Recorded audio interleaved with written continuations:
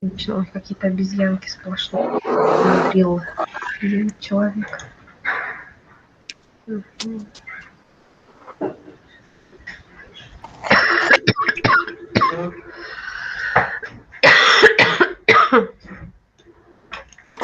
Методичка, здравствуйте. Да, 02 ТВ. Это я вас слушаю. Так.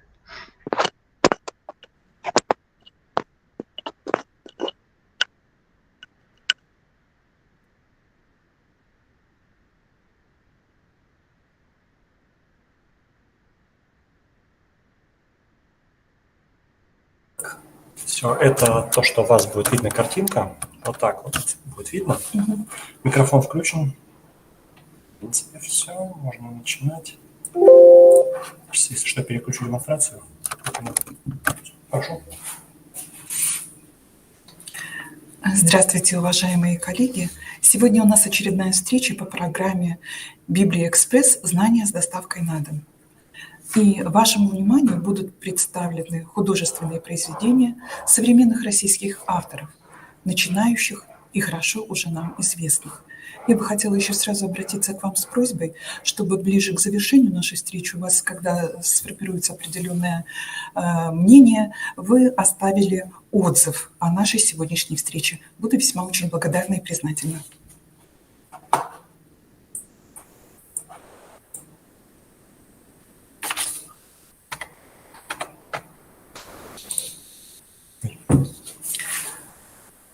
Современная отечественная художественная литература – феномен. Она развивается на наших глазах, активно привлекает к себе внимание и требует осмысления уже сегодня. Современная художественная литература вынуждена конкурировать с кино, с телевидением, с социальными сетями. Творчество современных писателей вызывает особый интерес у публики. Писатели стараются привлечь внимание аудитории, совместить яркость формы и глубину содержания. И еще современная отечественная литература, она очень полифонична. У читателя сегодня огромнейший выбор. И читать, знакомиться с авторами, новинками, да, следить за творчеством определенных писателей. Сегодня, я считаю, одна из главных задач, а почему скажу чуть-чуть позже. Конечно же, литература последних десятилетий представляет собой некий микс, то есть глобальное смешение жанров, стилей, литературных этикетов, отсутствие единого метода, стиля. Сегодня мы не можем однозначно сказать, кто же лидер среди писателей. Об этом много говорят известных литературоведов, критиков, и мнения вот с этой мыслью схожи. Авторы, наши современники, они пишут о нас. Как на одной из встреч с читателями известный русский писатель-публицист Александр Мелехов сказал: «Кто же вас запечатлеет в литературе? Только мы, современные авторы». И действительно, писатели, наши современники, они пишут о нас, для нас, возможно, даже меняют наши стереотипы, освещают иначе события прошлого, проблематику сегодняшнего времени. И я думаю, вы согласитесь с тем, что сегодня публикуется, да, печатается на страницах художественной литературы, будут читать будущее поколение. И очень важно, да, нам с вами, читателям, да, быть участниками этого процесса, выбирать лучших писателей, выбирать лучшие произведения. Ну и, конечно же, если задать вопрос, как ориентироваться в огромном потоке литературы, так кого же сегодня читают? И кому бы мы ни задавали этот вопрос, ответы будут самые-самые различные. Вот точно все, что касается современной художественной отечественной литературы, сегодня нет однозначного мнения, да, кто пишет там хорошо, кто пишет плохо, или же кого читают, кого совсем не читают. Вы знаете, такой интересный какой-то происходит парадокс, что ряд писателей заявили о себе ярко, потом на какое-то время, да, уходят в тень, да, но потом очень ярко опять заявляют новым своим произведением. Вот разве не феноменально, да, что Мариам Петросян, дом в котором, да, 18 лет работая над романом, опубликовав его, да, он постоянно держится в рейтингах, его читают и так далее. И смотрите, и пока что это автор одного произведения, но мы с нетерпением ждем, да, мы все равно следим за творчеством этого писателя и, наверное, будем очень рады, да, если в ближайшее время нас Мариам порадует чем-либо, каким-либо произведением. Ну и, конечно же, чтобы рассуждать о творчестве современных авторов, нужно читать их произведения. Еще лучше, если есть возможность после прочтения обсудить это произведение, потому что не всегда мнения, да, скажем так, которые излагаются в рецензиях в интернете, да, не всегда мы находим отклик именно нашего прочтения. В общем, читать, рассуждать, размышлять требует произведения современных отечественных авторов. И обратим внимание на уже известные имена и творчество начинающих прозаиков. И хотелось бы начать с удивительного человека, писателя. Мне кажется, все, что напишет Евгений Водолазкин, читатель встретит на ура. Читатель ждет любую новинку, да, неважно, в каком жанре она будет. И каждый роман Евгения Водолазкина действительно становится громким литературным событием. И уже скоро, совсем скоро, а точнее в октябре, выйдет новый роман с незамысловатым названием «Чагин». Это фамилия главного героя, и посвящен роман двум полюсам человеческого сознания, памяти и забвению. Мы перенесемся с вами в 70-е годы 20 века. Это время принято называть эпохой застоя. И вот в это время живет, работает среди обычных людей главный герой этого романа Исидор Чагин. Он архивист, сотрудник городской библиотеки Санкт-Петербурга. Он обладает даром мнемониста. Раз увидев или услышав какой-либо текст, он запоминает его навсегда. Но этот удивительный дар становится для героя тяжким испытанием, потому что есть обратная сторона.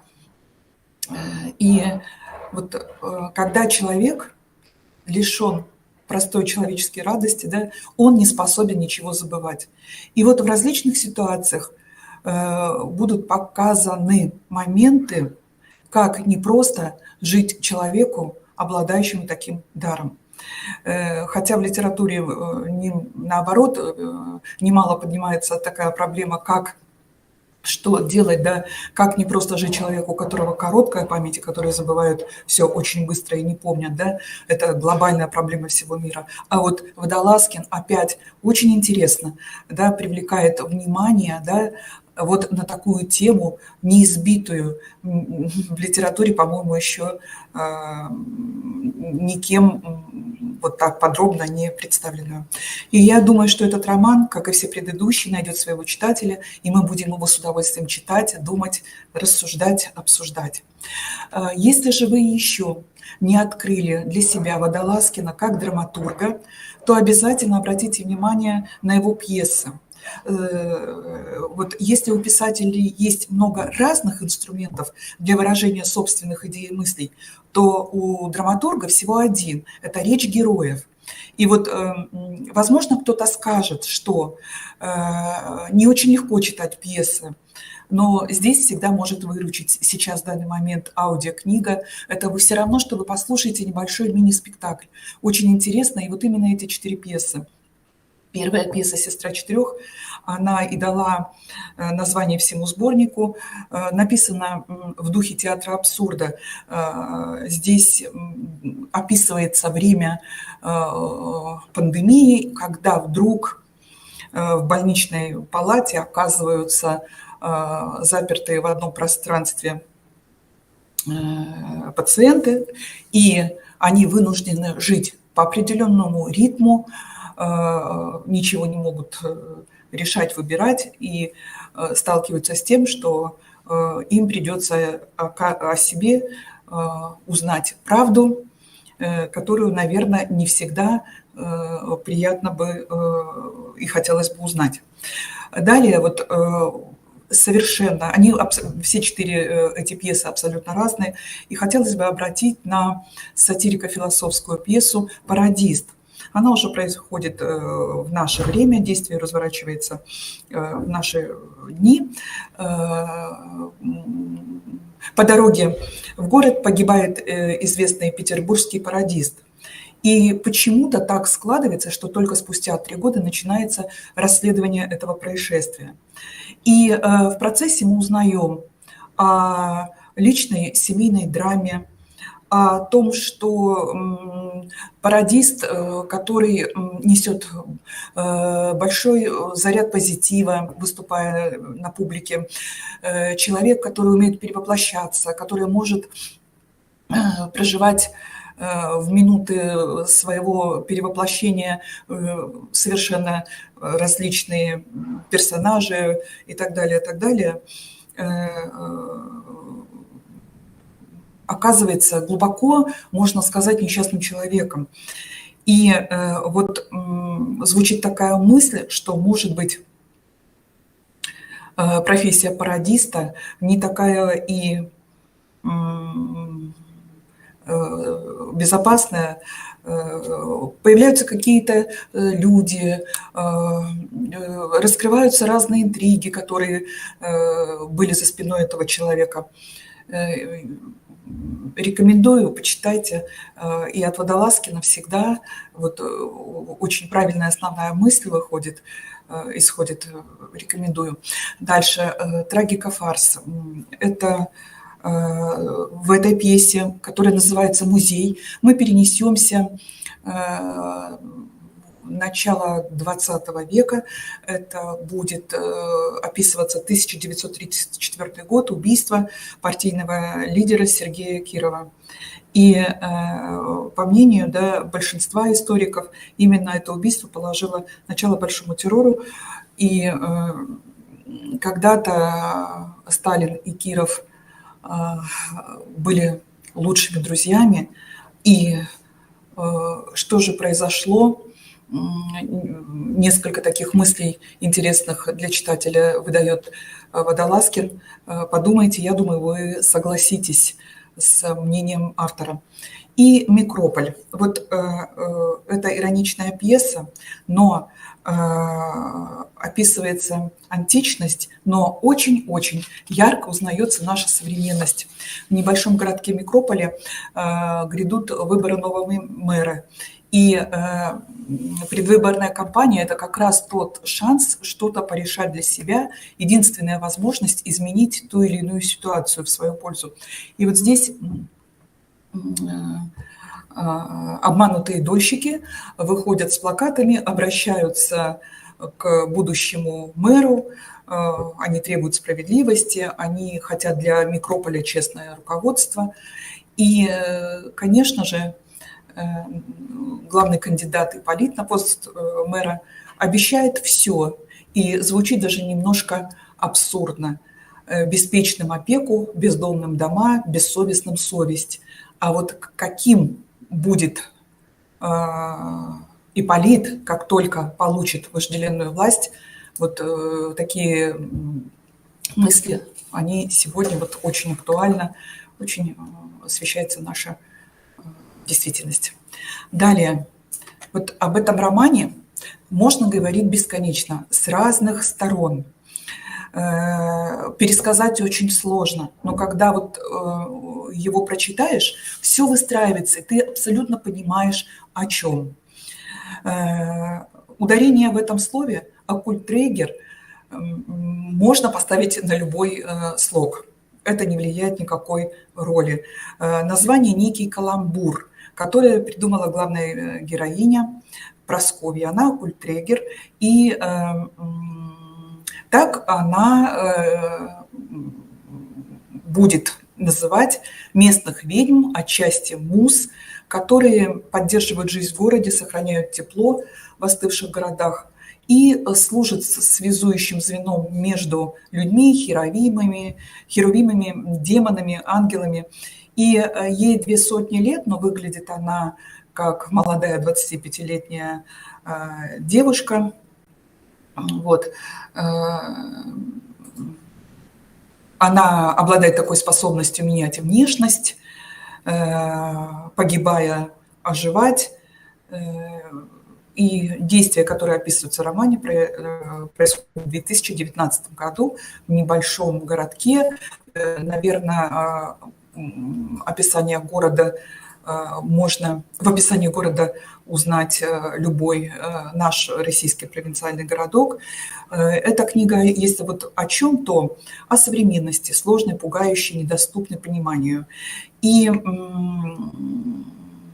Алексей Борисович Сальников решил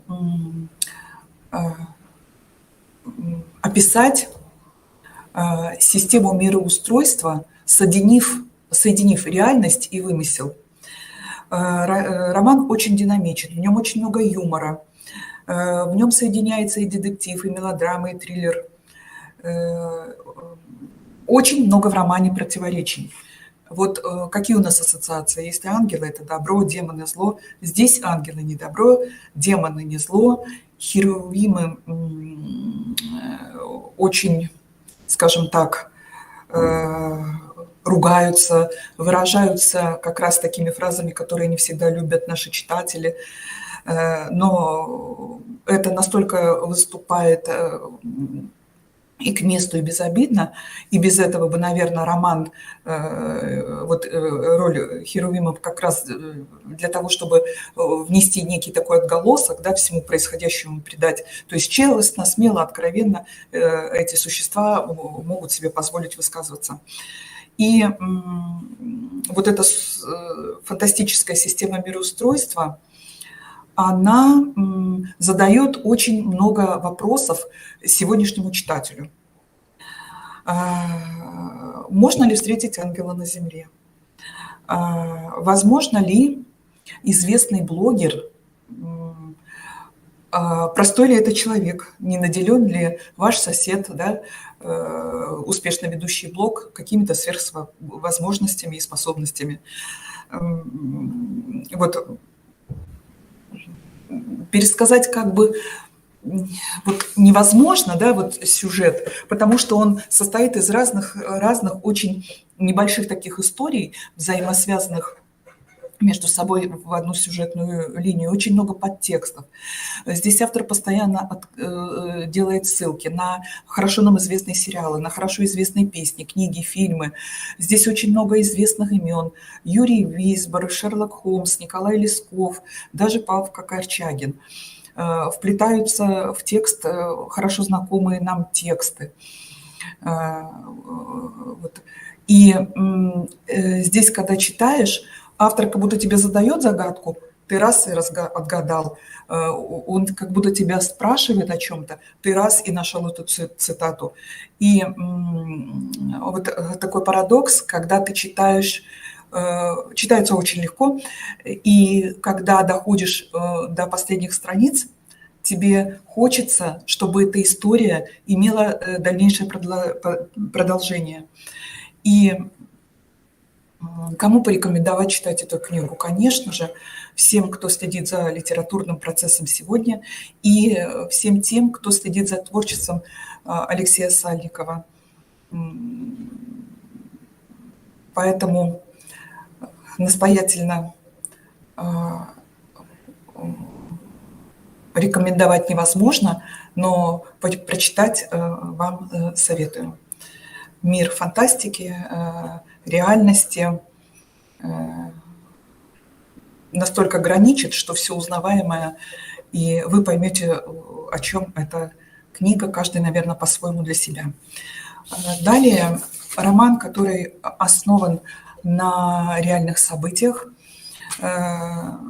«Вечная мерзлота» получил в 2021 году третью премию «Большая книга», и вот действительно восторженные отзывы критиков.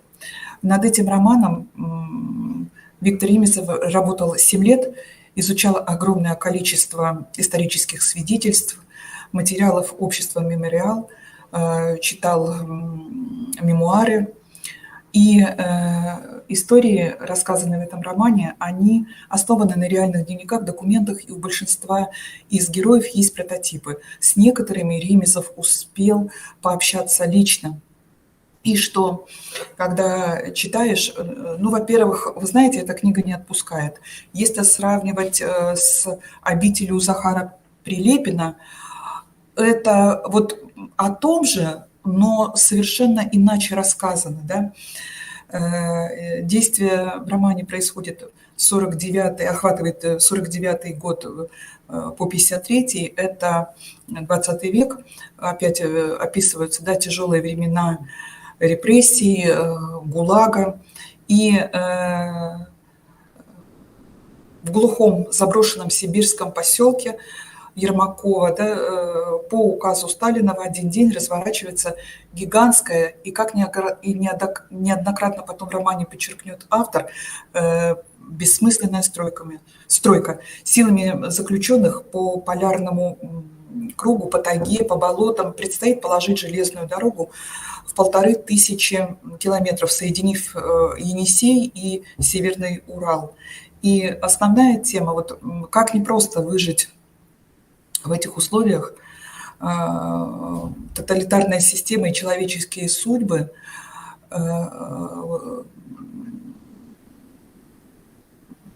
освещается настолько, вы знаете, без украс, но и без каких-то лишних преувеличений.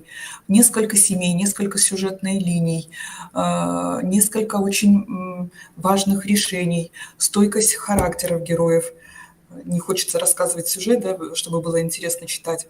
И вот ближе к завершению, почти в финале, в конце, будет несколько таких вот вопросов.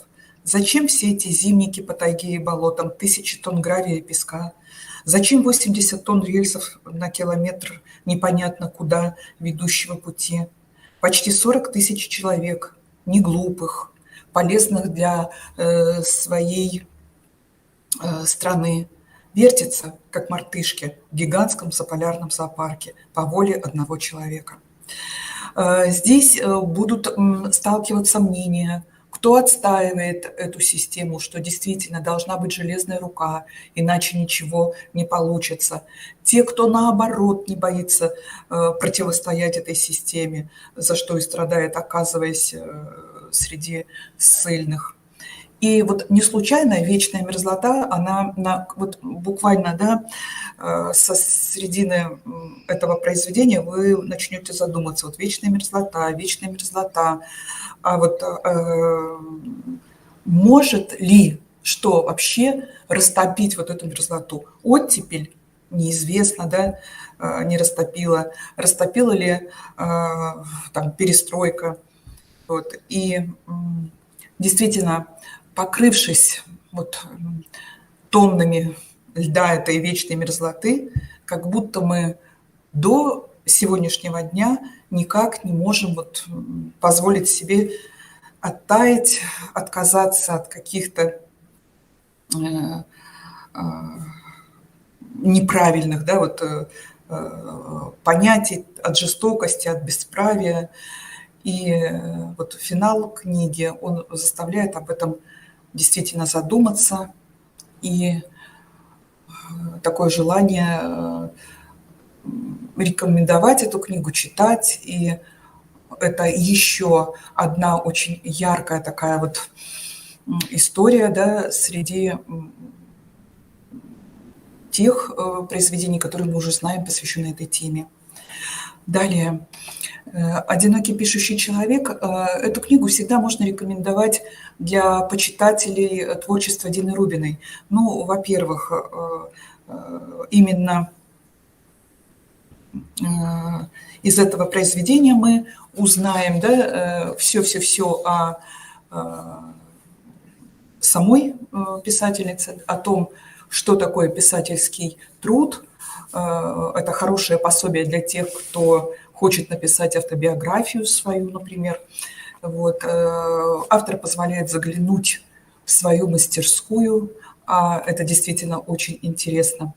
И книга будет интересна всем тем поклонникам творчества Дины Рубиной, и литературоведам, и журналистам, и тем, кто пробует себя в писательском поприще, начинает писать. И подробно я не буду на этой книге останавливаться, это лишь была подводка к новому роману Дины Рубиной. Уже среди моих коллег много кто прочитал этот роман, и вы знаете, отзывы самые-самые вот положительные. Несмотря на свое заглавие «Маньяк Гуревич», этот роман совсем не криминальный. Книга легкая, светлая, милый и очень обаятельный герой, который попадает в самые различные невероятные ситуации. И есть такие люди, и вот именно главный герой Семен Гуревич именно такой. Он не может оставаться равнодушным. Он стремится к справедливости. Он очень любознательный. Он настолько увлечен своим делом, что о таких людях мы говорим, ну просто маньяк. Да, он и слышит часто такой вопрос: ты что, маньяк?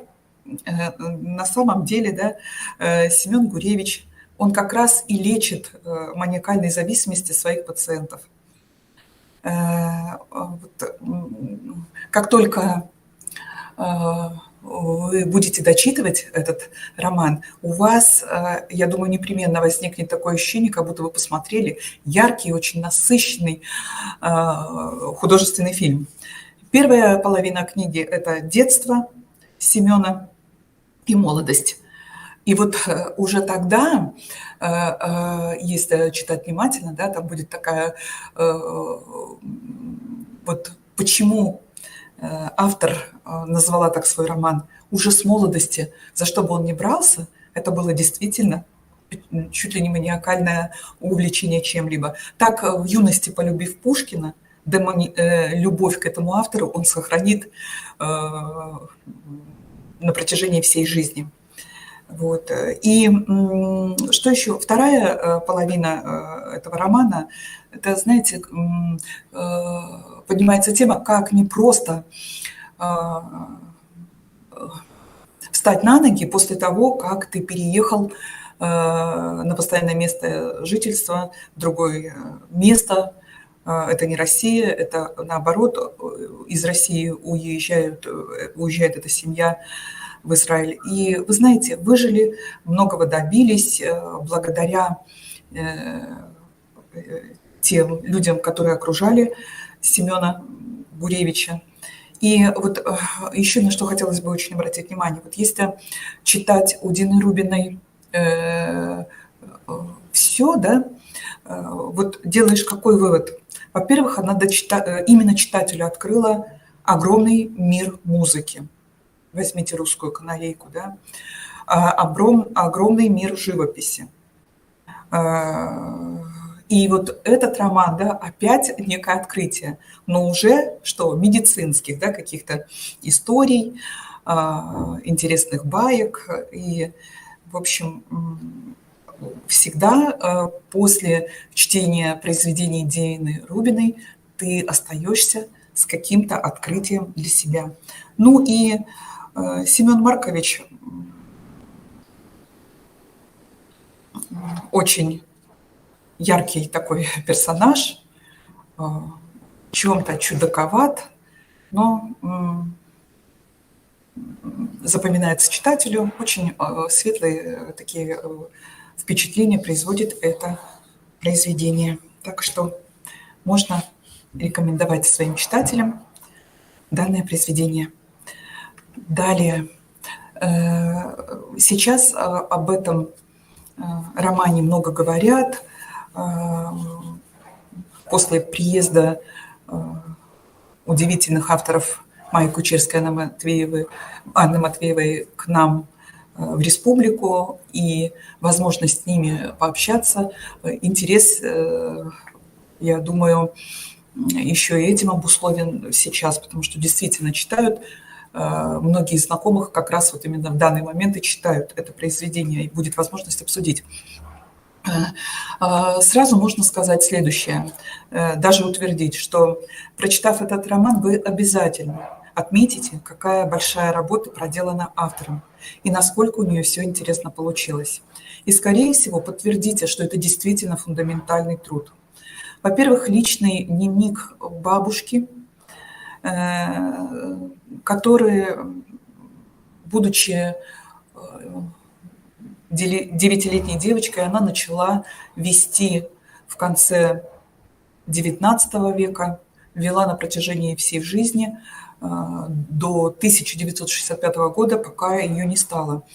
И вот вы знаете, вот разное мнение бытует о том, кто же ведет дневники, кто же пишет дневники. Кто-то говорит, что одинокие люди, да, обращаются к тому, что разделяют мысли на бумаге и ведут дневник. Кто-то, наоборот, для себя это делает, чтобы не упустить ни один важный момент своей жизни, а при перечитывании доставлять себе приятные моменты, да, вспоминая в подробностях то, что мы забываем. И вот если бы этот дневник просто бы издали, наверное, бы было читать интересно, но уже не так, и читателей бы у дневника изданного было бы не так много, да, читателей.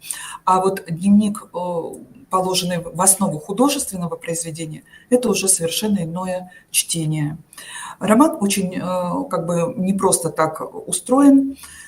Здесь сразу две сюжетные линии, непосредственно Ксения Левшина и Ксана, вспомню фамилию, забыла. И между ними 100 лет, но получилось бы, состоялась бы вторая героиня, да, не прочитав дневник первой, да. И так получается, что Ксана выбирает себе ту же профессию. Она, не прочитав дневник, возможно, не побывала бы в Париже. Возможно бы, ну как сказать, все бы у нее в жизни состоялось совершенно не так. И вот личные дневники, вот Анна Матвеева доносит такую мысль читателю, что могут для кого-то стать идеальным маршрутом своей жизни. Вот это точно, если этот роман читать, обязательно эта мысль вот приходит. Не знаю, возможно, вы бы поделились, и если читали или еще будете читать, что вот непременно именно вот, действительно ты понимаешь, что и дневник читать очень откровенный, очень доверительный, очень искренне написанный, интересно, и следить за другой героиней, как она относится ко всему, и что она отражает в своем дневнике, и как она выстраивает свою жизнь. Вот, так что рекомендую к прочтению. Это будет действительно полезное чтение. Ну и на слайде отмечено, в 2022 году книга попала в короткий список премии «Ясная поляна». Елена Котишонок. Вот многие запомнили этого автора по ее роману «Жили-были старик со старухой». Даже, по-моему, уже фильм экранизировался. Не могу точно утверждать, но что-то я слышала по этому поводу. И вот интересно пишет, но не скажешь, что вот, знаете, входит в топ самых читаемых, да, или же вот как-то на слуху пестрят интернет-страницы. Нет, об этом авторе так не скажешь, но она очень интересный, глубокий человек, она очень хорошо пишет, у нее хороший стиль, у нее хороший язык. И у нее всегда во всех ее произведениях, романах, да, рассматривается вот очень важная связь поколений. О том, что как непросто, да, выживать, когда совершенно полярные мнения, о том, как нельзя отказаться от своих принципов, это невыносимо, но ты вынужден. И вот если кому нравится Людмила Улицкая, Дина Рубина, то Елена Котишонок обязательно вас заинтересует. И в этом романе будет сейчас вот и Дина Рубина, и вот у Елены находит такое отражение тематика иммиграция. Как непросто, да, принять такое решение.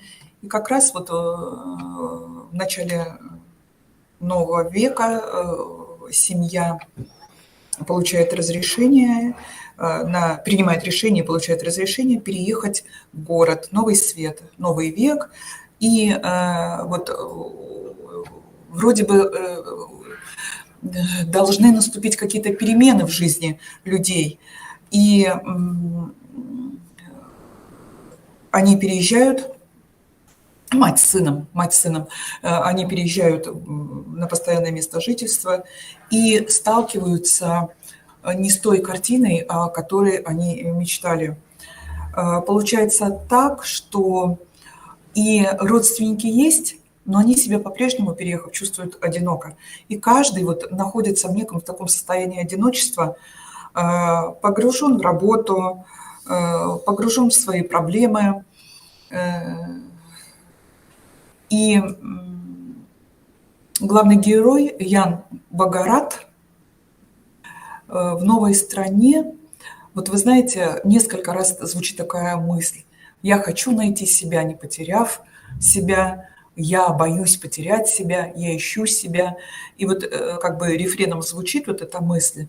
И вот парадоксально то, как только человек встречает близкого по духу себе человека, влюбляется, и казалось бы, что вот-вот все начнет налаживаться, скажем так, взаимоотношения с близким человеком не позволяют стать до конца счастливым. И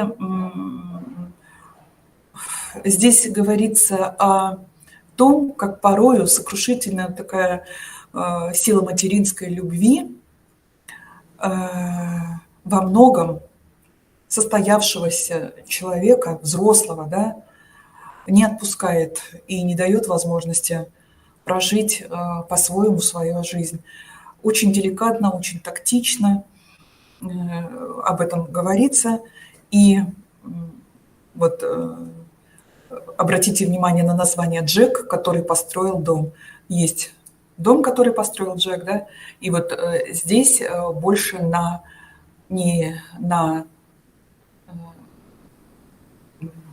каким дом, да, а что произошло с Джеком и удалось ли ему построить свой дом. Так что почитайте, заинтересует, легко читается, и, возможно, вы откроете для себя этого автора. Далее, вот вслед за романом «Павел Джан и прочие речные твари» мы говорили в предыдущем обзоре очень подробно и детально об этом романе, и этот роман «Павел Джан и прочие речные твари» был признан лучшей книгой 2021 года, вошел в различные списке, в шорт-лист премии «Национальный бестселлер». И вот сейчас, совсем недавно был опубликован роман «Сезон отравленных плодов». Еще одна тема.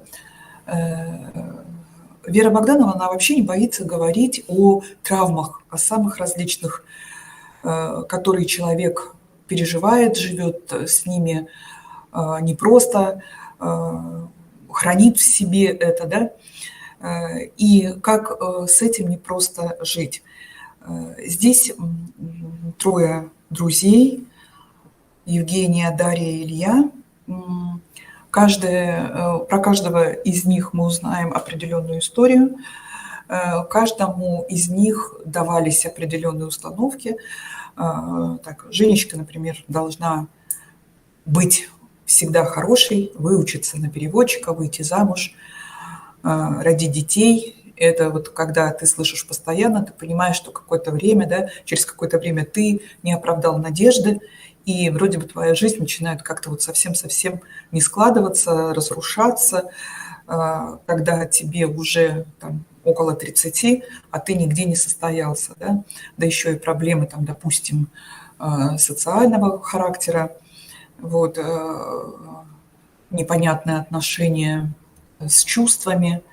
Вот. У Дарьи тоже как бы у нее мама не совсем, да, вот, ну, может, это и, ну, это автор так заявляет, живет правильно, да, следовательно, девочка копирует модель поведения, да, и у нее в жизни складывается все то же, что и переживала ее мама, да, вот, ей не везет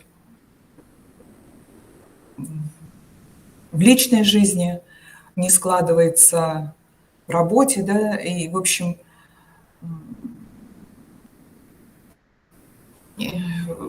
героиню встречается молодой человек Илья, одной из них, да, и у главного героя тоже свои, как вам сказать, травмы, проблемы, переживания. Вот он боится не быть настоящим мужчиной. И вот действительно описывается поколение 30-летних, вот жизнь 30-летних, которые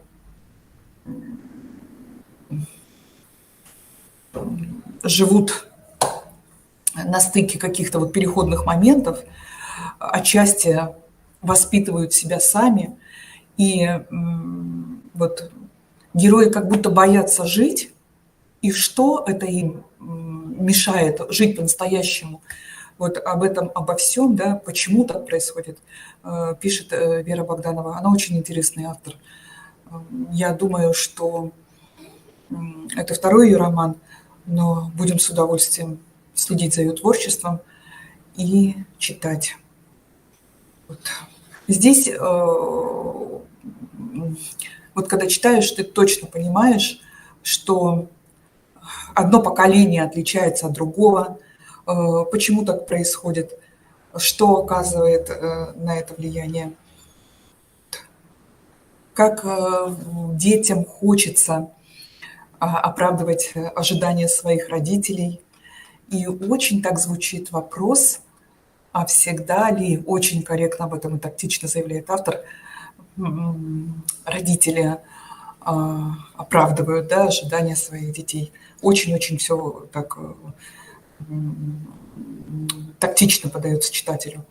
Вот, так что родительские установки не должны калечить будущее детей. Вот примерно об этом основная мысль, высказанная автором в этом произведении. Далее. У Евгении Некрасовой уже свой круг своих читателей и почитателей. После выхода ее романа «Калечно-малечно», вот буквально, да, за ним были очереди, потому что это была как будто вот новая литература. И действительно а также поднимались такие проблемы, о которых раньше, может быть, в литературе как-то было не принято говорить. И вот новый роман «Кожа», он вышел сначала в аудиоформате, выходил по главам и собрал очень много таким образом читателей, что было интересно слушать, а потом уже этот роман появился на бумаге.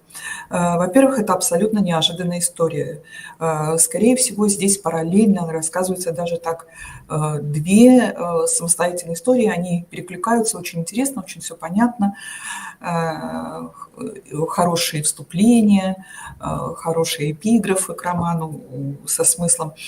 Вот. И здесь рассказывается про чернокожую рабыню, ее зовут Хоуп, и Домна, крестьянка, которая родилась где-то в дремучей глубинке российской.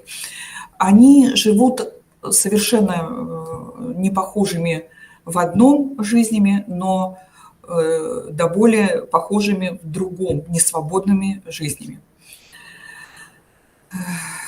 Возможно, Евгения Некрасова одна из первых писательниц, которая провела такую параллель между русским крепостничеством и, скажем так, американским рабством. Вот и здесь буквально несколько предложений скажу. В общем, как только эти две героини с разным цветом кожи, и как только появляется шанс выстроить новую жизнь, обязательно всегда что-то вмешивается. И вот можно сказать, Хоуп, скажем так, повезло.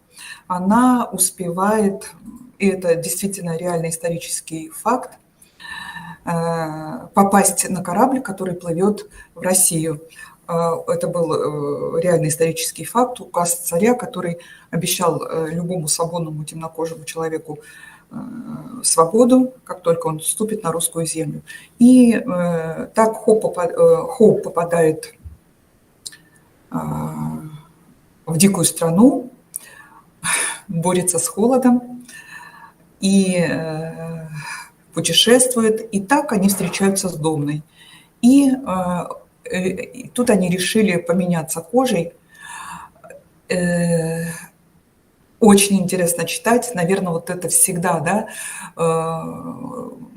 эта тема освещается, конечно, и в литературе, да, как больше в кино, да, когда вдруг мы переселяемся или же в своем теле начинаем жить жизнью другого человека. И вот здесь начинается самая такая интересная история. Думать-то все равно та и другая, поменявшись местами, будут по-своему. Но главное, что вот меняется в этих героинях, что обе захотят стать абсолютно свободными и жить так, как они хотят. И вот такой вот смелый эксперимент, скажем, авторский, да, смелый авторский эксперимент, достаточно интересно получился в художественной вот такой вот истории. Вот. Рекомендую, почитайте, если кто уже для себя открыл этого автора. Этот роман, он совершенно другой, он будет отличаться от предыдущих, но вам понравится. Далее, вот совсем-совсем скоро тоже выйдет из печати этот роман. Рукопись получила премию «Лицей». «Выше ноги от земли» Михаил Турбин. Турбин, наверное, правильно, да? Михаил Турбин, скажем так. Он отмечен не только литературоведами, да, но и современными авторами, которые... Вот Алексей Сальников дал очень высокую оценку этому роману, и автору Евгений Водолазкин, отметив, Майя Кучерская, отметив большое будущее этого человека. Он совершенно пришел в литературу недавно, по образованию он маркетолог, писал, вот, как говорят, для себя, но не всегда, да, нужно писать для себя и оставлять в столе. Вот так же произошло и у Михаила, да, опубликовав, вернее, вынеся на суд этот роман, ни на минуту, как потом сказал Михаил, он не пожалел об этом. И герой книги, врач детской реанимации, его зовут Илья Руднев. У него очень тяжелая, непростая судьба, он сам проходит через тяжелые испытания. В один день он теряет свою семью, свое благополучие, свою стабильность. Вот знаете, как говорится, раз и в один момент потерял счастье. И он уходит в работу, работа не из легких, можно сказать, живет на работе. И вот в одну из его смен дежурства в больнице привозят мальчика, и вот можно так сказать, что в какие-то минуты Михаил увидел своего сына, мальчик очень-очень похож на его собственного ребенка. И вот здесь у врача, у Ильи Руднева, как будто бы, вы знаете, вот возникает желание пережить свою вот эту потерю. Открывается, появляется новый смысл. Он возвращается к жизни, но опять случаются невероятные события, и которые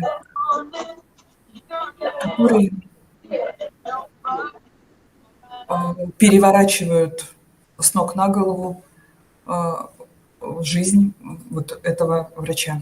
Почитайте обязательно. Я думаю, что этот роман, мы еще о нем услышим не раз, и, возможно, будем следить за творчеством этого писателя. Далее, еще хотелось бы обратить внимание, вот Павел Басинский вообще очень интересный человек. И придя вот в писательство из журналистики, а журналисты пишут всегда очень ярко, потому что они умеют писать на сенсацию, на вот делать правильный акцент, привлекать правильное внимание. И вот о себе, например, я и услышала об этом писателе, об этом авторе после выхода его исследования «Лев Толстой. Бегство из рая». Действительно, это было то, что просто перевернуло наше представление о Льве Толстом. И вот вы знаете, Павел Басинский все время слышал какие-то вот действительно лестные отзывы, действительно благодарные отзывы читателей, литературоведов и писателей о произведении «Лев Толстой. Бегство из рая». Но однажды к нему подошел на встрече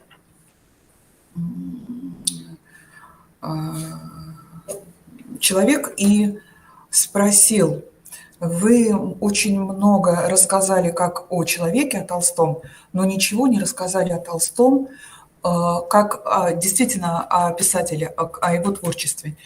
И Басинский действительно согласился с этим мнением и решил, что вот одно из произведений Анны Карениной, оно действительно вот считается самым загадочным произведением. И именно, наверное, сам Басинский, как он утверждает, читал его раз 10, и каждый раз открывал в нем себе что-то новое. И многие люди говорят, перечитывал там 5-й раз в разные годы, перечитывал там 7-й раз, там в разные периоды своей жизни, в моменты, да, взросления и так далее, зрелого возраста. И каждый раз сталкивался с таким впечатлением, что ну, как это так, читал не первый раз, а об этом точно не помню, как будто читаю впервые. И Басинский перечитывал не раз Анну Каренину, и каждый раз также, да, по-разному воспринимал содержание этого романа. И так и возникла идея вот этой книги. Рассказать очень подробно о подлинной истории. Но опять же, какая подлинная история может быть? Подлинная история будет у каждого своя. Потому что действительно, да, каждый читатель имеет право интерпретировать по-своему прочитанное, но перечитать Анну Каренину вместе с Павлом Басинским это будет очень интересно, я думаю.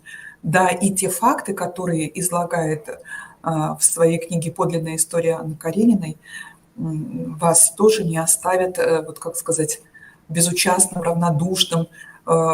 Точно такого не будет. Да, я это уже знал, да, я это уже читал. Такого точно не будет. И у кого-то может изменится, поменяется отношение к героине, или же поменяется отношение к своему собственному восприятию. В общем, здесь будет рассказано обо всем. И о главной героине, и про образах, и про мнение писателей, режиссеров, актеров о романе. В общем, такой, можно сказать, настоящий путеводитель по роману Льва Толстого «Анна Каренина».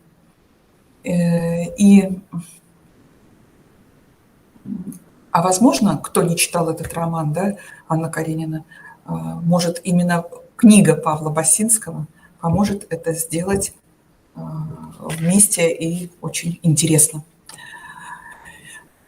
Опять же, в этом году, вот,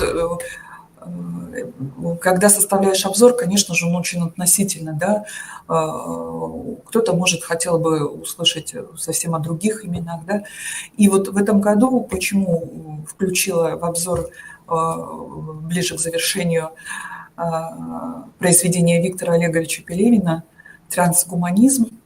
Во-первых, в этом году писателю исполняется юбилей, да, будет отмечать юбилей. Далее, во-вторых, Пелевин пишет уже 32 года, начиная с 1989 года. Во-вторых, это один из писателей, которым уже закрепилось, что каждую осень обязательно из-под пера Пелевина что-то выходит. И вот трансгуманизм. Почему? Во-первых, у него, для кого-то он культовый писатель, у него свои читатели, за ним следят, и всегда начинается с того: ой, думал, что в этом романе Пелевин уже исписался, а нет, опять интересные идеи, опять интересные проблемы, опять интересные мысли, где он только берет.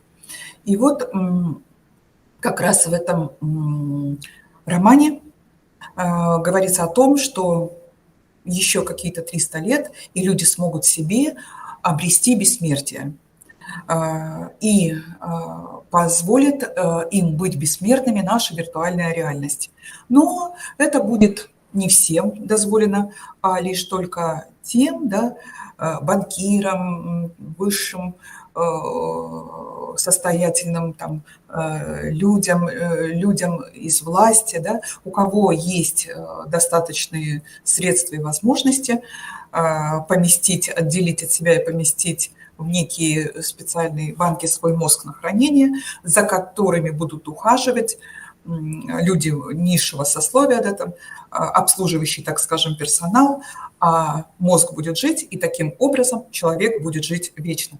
Пересказывать, конечно, это очень сложно и непросто. Здесь 7 интересных новелл, они все связаны между собой. Вот, и мысль, которую доносит до читателя Пелевин, все-таки жизнь нужна ли, да, вот нужна ли, интересна ли будет вот такова жизнь. В общем, есть о чем подумать, порассуждать, чем занимается эта корпорация, да, трансгуманизма. Вот почему в эту банку будут пускать не всех, кто будет осуществлять этот отбор, вот, как можно будет вообще реально, да, такое себе представить. В общем, Пелевин, как всегда, да, может увлечь читателя вот именно вот таким нестандартным мышлением, вот, поднимая ряд вопросов, как будут жить чипированные люди, какими будут проблемы у этих людей, останется ли на Земле любовь в том понимании, да, какой мы привыкли и вкладываем в смысл этого слова. Вот. Пожалуй, в заключении, да, всегда эту мысль я помню, повторяю. Действительно, писатель не тот, кто пишет, а тот, кого читают. И действительно, для обзора можно выбирать имена, произведения, романы, и только спустя какое-то время понимать, да, станет ли этот автор писателем поколения, станет ли этот роман любимым, популярным, читаемым, будут ли его читать будущие поколения, о чем будут читать будущее поколение, да? О том, действительно, что пишут сегодня. И поэтому благодарю вас, во-первых, за внимание.